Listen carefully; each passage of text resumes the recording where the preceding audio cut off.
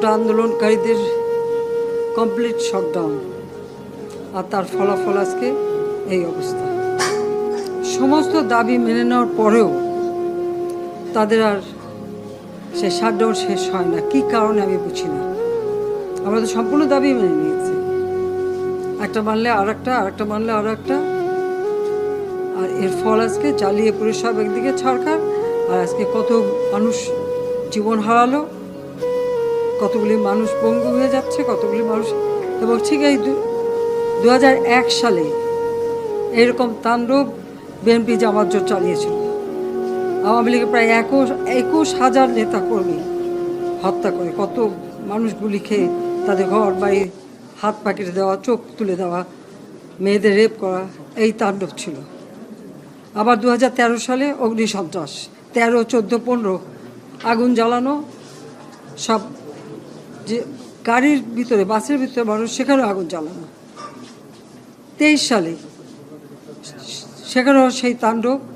আর প্রতিবারই পুলিশের উপরে আঘাত, পুলিশের হত্যা, মানুষ মেরে ঝুলিয়ে রাখা, পুলিশ মেরে ঝুলিয়ে রাখা, গাজীপুরে আমাদের কর্মী মেরে ঝুলিয়ে রাখা। এটা কি ধরনের রাজনীতি আমরা জানি না। যেখানে দাবি করেছে প্রত্যেক দাবি আমরা মেনে নিয়েছি। আর মামলা তো তাদের না, আমার করা প্রজ্ঞাপন হাইকোর্ট বাতিল করে দেয়। সরকারের পক্ষ থেকেই তো আমরা আপিল করি, এবং ওই হাইকোর্টের সে রায় সেটা স্থগিত করে দেওয়া হয়। তাহলে তো আবার কোটা থেকে যায়।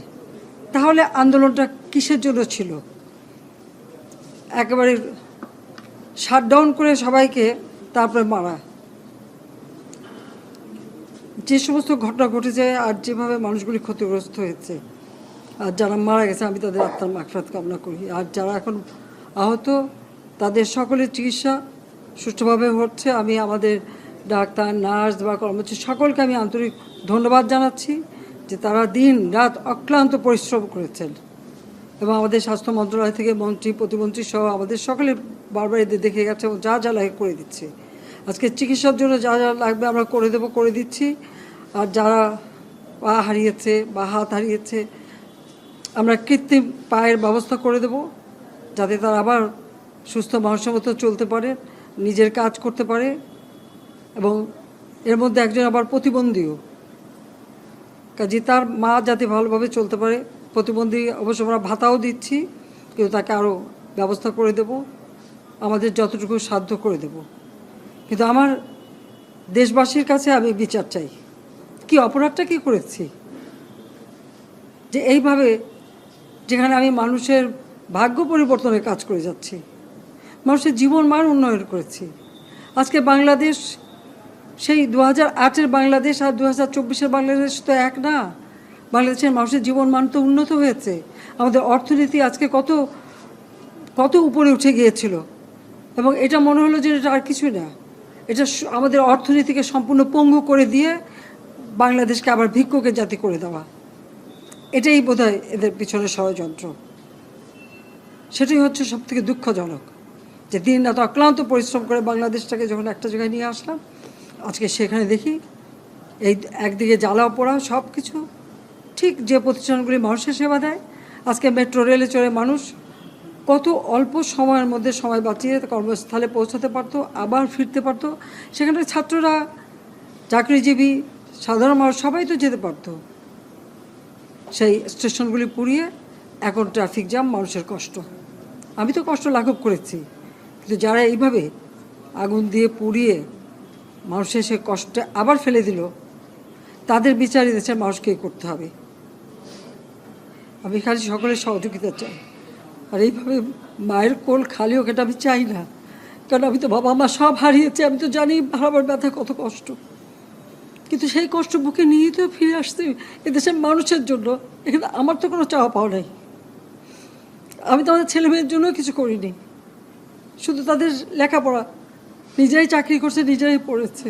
আমি কতটুকু করতে পেরেছি, কিন্তু আমি দেশের মানুষের জন্য করেছি। আজকে অন্তত মানুষের ভাত কাপড়ের ব্যবস্থা, চিকিৎসার ব্যবস্থা, তাদের কাজের সংস্থা সবই তো করে দিচ্ছিলাম। যখন আমরা এক উন্নয়নশীল দেশে মর্যাদা পেলাম, তখনই এই তাণ্ডব করে ঠিক যে জায়গাগুলি মানুষের সেবা করবে সেই জায়গাগুলিতেই আঘাত, শিক্ষা প্রতিষ্ঠানে হল ভেঙে দেওয়া। সবচেয়ে দুর্ভাগ্য যে ভিসির বাড়িতে আগুন দেওয়া। এর আগেও একবার ঢাকা ইউনিভার্সিটিতে ভিসির বাড়িতে আগুন দিয়েছিল, আপনাদের মনে আছে। রংপুরে সেখানে আগুন দিয়েছে, ময়মনসিংহ কৃষি বিশ্ববিদ্যালয় থেকে শুরু করে বিভিন্ন জায়গায় এই তাণ্ডব চালিয়েছে। রাজশাহীতে এই তাণ্ডব চালিয়েছে।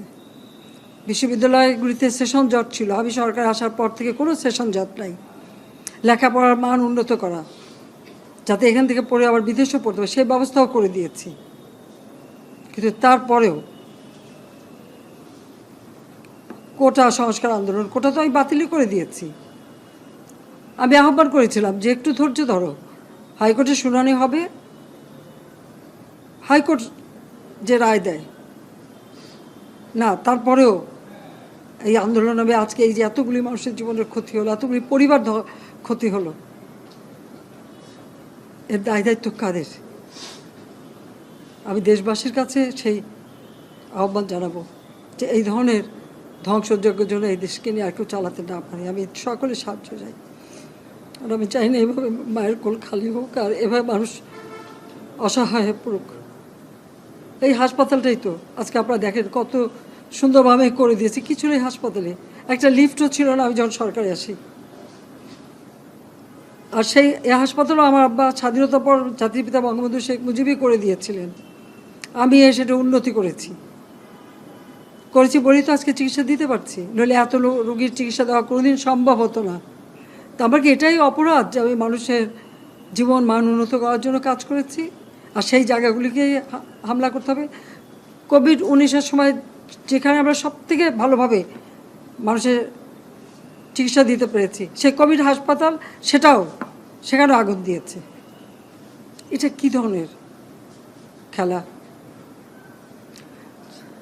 যাক, আমি আর কিছু বলতে পারি না। আমি যে এগুলি এক একদিন দেখি আর